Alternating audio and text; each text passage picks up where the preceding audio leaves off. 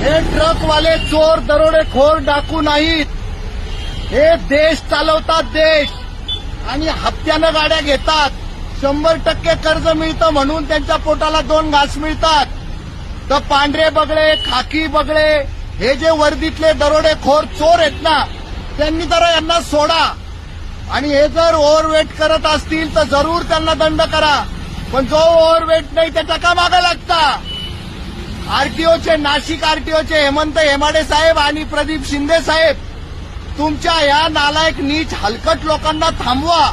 ते रस्त्यावर वर्दी घालून वर्दीतल्या गुंडागर्दीसारखे वर्दीतल्या दरोडेखोरांसारखे लोकांना लुटताय. या ट्रकवाल्यांना लुटताय. हे ट्रकवाले चोर दरोडेखोर नाही परत सांगतो.